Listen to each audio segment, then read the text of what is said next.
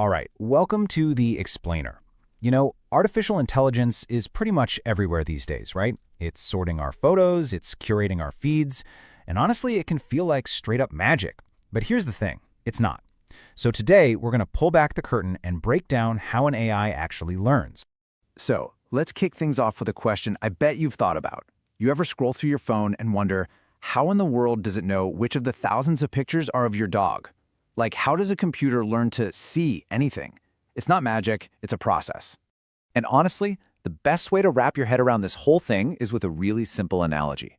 I want you to think of this super complex technology not as some kind of genius, but as a toddler. Yeah, a toddler just learning about the world for the very first time.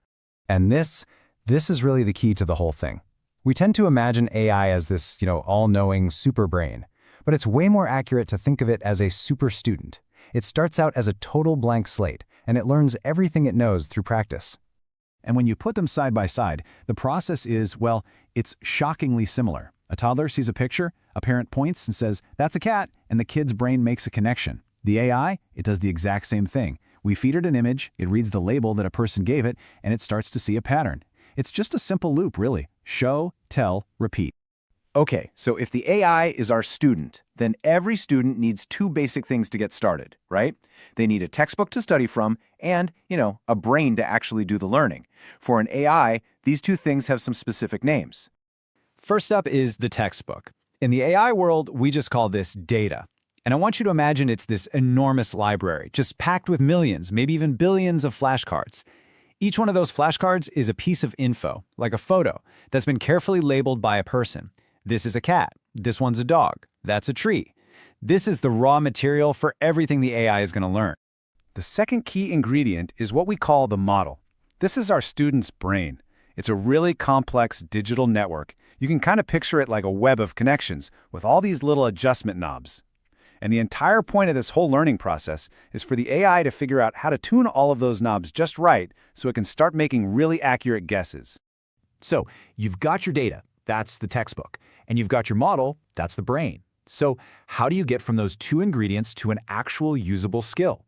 Well, that happens through something called the training loop. And this is where the real work happens. We're talking endless, tireless practice.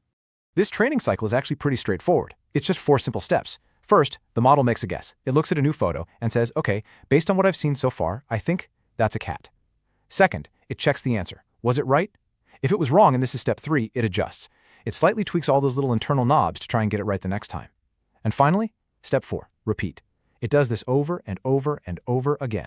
And this is where the computer has a superpower. It never gets tired. It doesn't get bored. It can run through that whole guess, check, adjust loop, not just thousands of times, not even millions, but potentially billions of times. It's that mind-boggling scale of practice that takes it from totally clueless to incredibly capable.